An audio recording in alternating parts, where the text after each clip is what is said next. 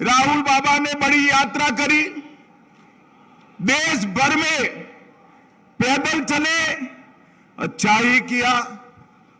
मगर मैं एक पत्रकार सम्मेलन में गया तो पत्रकारों ने पूछा कितनी बड़ी यात्रा कर आए, नतीजा क्या होगा? मैं कोई इतनी बड़ी यात्रा कर आए, कांग्रेस के गढ़ जैसे नॉर्थ ईस्ट के अंदर 3 चुनाव हुए, कांग्रेस पार्टी का पूरा सफाया हो गया। और यहां पर कांग्रेस पार्टी को राजस्थान की जनता ने सत्ता दे दी। अभी दोनों लोग सत्ता के लिए लड़ रहे हैं।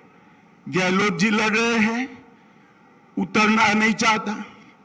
पायलट जी कहते हैं मैं बनना चाहता हूं। भैया काहे को लड़ रहे हो? सरकार तो भारतीय जनता पार्टी की बननी है। एक खामखा झगड़ा कर रहे हैं, जो चीज है ही नहीं उसके लिए लड़ रहे हैं। अरे पायलट जी, आप कितना भी करो आपका नंबर नहीं आएगा। आपका कंट्रीब्यूशन शायद जमीन पर थोड़ा गहलोत जी से ज्यादा हो सकता है, मगर कांग्रेस के खजाने में गहलोत जी का कंट्रीब्यूशन ज्यादा है, आपका नंबर नहीं लगेगा। माताओं, भाइयों, बहनों, इन लोगों ने राजस्थान को लूटने का काम किया है। एक गहलोत सरकार राजस्थान में आजादी के बाद आई हुई भ्रष्ट से भ्रष्ट सरकारों में से एक सरकार एक गहलोत सरकार है। मित्रों, मैं यहां आया हूं तब बूथ के भरोसे भारतीय जनता पार्टी चुनाव के मैदान में जा रही है। मोदी जी के काम के आधार पर, भारतीय जनता पार्टी की विचारधारा के आधार पर और मोदी जी की लोकप्रियता के आधार पर हम चुनाव के मैदान में जाएंगे। मुझे पूरा भरोसा है 2/3 बहुमत के साथ राजस्थान में सरकार बनने वाली है। और इसके बाद 24 में फिर से एक बार गहलोत जी कान खोलकर सुन लीजिए, फिर से एक बार, तीसरी बार राजस्थान की 25 की 25 सीटें भारतीय जनता पार्टी के खाते में जानी है।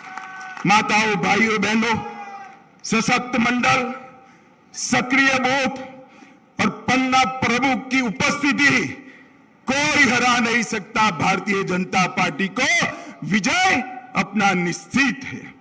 माताओं, भाइयों, बहनों, 2014 में हमने 25 सीटें जीती, 19 में 25 सीटें जीती, 23 में 2/3 बहुमत से जीतेंगे और फिर से एक बार यहां पर भारतीय जनता पार्टी की 24 में 25 से 25 सीटें लाएंगे।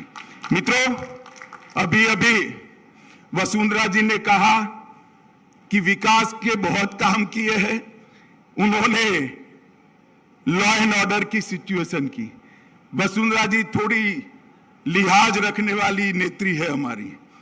वसुंधरा जी, सिर्फ कानून और व्यवस्था के आंकड़ों में नेगेटिव विकास नहीं हुआ, परिवारवाद का विकास भी इस गहलोत सरकार ने किया है। गहलोत सरकार ने वंशवाद का विकास किया है, जातिवाद को भड़काने का काम किया है और इसके साथ साथ तुष्टीकरण की पराकाष्ठा कर राजस्थान के अंदर हिंसा का नंगा तांडव करने का इनको अधिकार दिया है। राजस्थान की जनता त्राही त्राही पुकार चुकी है। माताओं, भाइयों, बहनों, मोदी जी ने इस 9 साल में कश्मीर से धारा 370 को हटा दिया, पाकिस्तान प्रेरित आतंकवाद को समाप्त कर दिया। आज किसी की हिम्मत नहीं है भारत की सरहद पर हमारे जवानों का सर काटने की, क्योंकि यहां पर नरेंद्र मोदी की सरकार है। एक हिमाकत की थी उरी और पुलवामा में 10 ही दिन में सर्जिकल स्ट्राइक और एयर स्ट्राइक कर पाकिस्तान के घर में घुसकर मोदी जी ने आतंकवादियों का सफाया किया था। ये नरेंद्र मोदी सरकार है। मित्रों, यहां पर गहलोत सरकार में 2 दर्जन से अधिक पेपर लीक हो चुके हैं, मगर गहलोत साहब अभी भी सत्ता चाहते हैं। क्यों गहलोत साहब, सेंचुरी लगानी है क्या?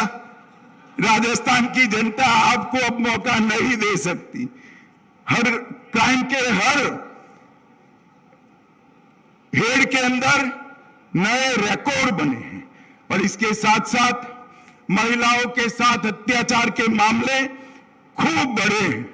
अलवर के थाना गाजी में पति के सामने पत्नी पर बलात्कार किया गया, महिला शिक्षक को राजधानी में जिंदा जलाया गया, दौसा में आदिवासी महिला पर गैंगरेप किया गया, बलोत्रा में दलित महिला पर रेप कर उसे एसिड से जला दिया, और बुजुर्ग महिला के पैर काटकर कड़े निकालने की भी घटना हुई है, मगर गहलोत जी के सर पर जू नहीं रेंगती। भाई और बहनों, ये तुष्टीकरण में टॉप मार्क लेने वाली सरकार है। श्री कृष्ण की क्रीड़ा स्थली में अवैध खनन को रोकने के लिए बाबा विजयदास जी को आत्महत्या करनी पड़ती है। छबड़ा, भीलवाड़ा, करौली, जोधपुर, चित्तौड़गढ़, नौहर, मेवात, मालपुरा और जयपुर में सुनियोजित दंगे होते हैं, मगर गहलोत सरकार वोट बैंक की लालच में कोई कड़े कदम नहीं उठाती। हमारे गुजरात में भी बम ब्लास्ट हुए थे, राजस्थान में भी बम ब्लास्ट हुए थे। वसुंधरा जी की सरकार थी, सबको पकड़कर जेल में डाला, फांसी की सजा हुई। गुजरात में भी फांसी की सजा हुई। हाई कोर्ट में अपील थी। वोट प्राप्त करने के लिए गहलोत सरकार ने ढंग से आर्ग्यूमेंट नहीं किए और सारे बम ब्लास्ट के आरोपी छूट गए। अरे गहलोत जी, शर्म करो, शर्म करो। जो मर चुके हैं, बम ब्लास्ट के विक्टिम हैं, इनके मृत्यु पर आप राजनीति कर रहे हो, वोट बैंक की राजनीति कर रहे हो। आप क्या समझते हो? राजस्थान की जनता समझती नहीं है। इस सारी चीजों को राजस्थान की जनता देख भी रही है, सुन भी रही है और मन भी बना चुकी है। आपका जाने का समय अब निश्चित हो गया है। ये सरकार सिर्फ अब अपना संवैधानिक आयुष्य पूरा कर रही है। ये सरकार जनता के मन पर से उसी दिन निकल गई जिस दिन रामनवमी की शोभा यात्रा पर रोक लगा दी और भगवा झंडा लगाने पर आपने प्रतिबंध कर दिया। गहलोत जी, राजस्थान की सरकार है, जनता ये सहन नहीं करेगी।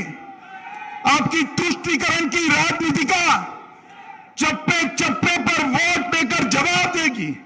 आप क्या समझते हैं चुप रहेगी राजस्थान की जनता? आपने वोट बैंक की राजनीति की पराकाष्ठा की है। माताओं, भाइयों, बहनों, ये सरकार 3 डी के आधार पर चलती है।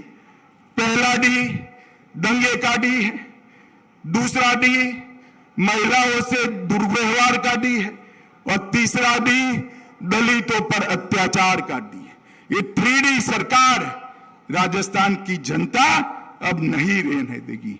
बेकार युवा, बेरोजगार युवा देश में सबसे ज्यादा दर से अगर बेरोजगारी कहीं बढ़ी है तो राजस्थान के अंदर बढ़ी है।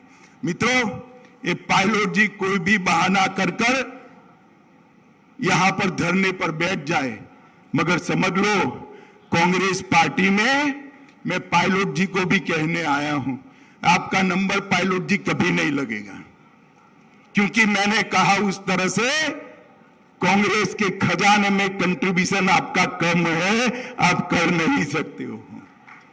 गहलोत जी ने राजस्थान की जनता को, राजस्थान की सरकार को भ्रष्टाचार का अड्डा बनाकर लूटने का काम किया है और भ्रष्टाचार का खजाना कांग्रेस के खजाने में गया है।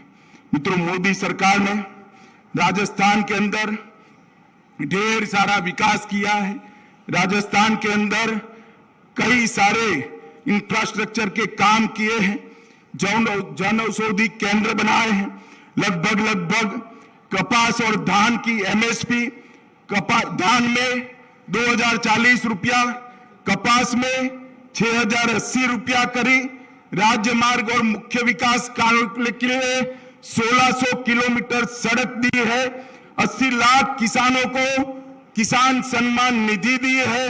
81,20,000 शौचालय बनाए हैं। हमारे गजेंद्र जी बैठे हैं।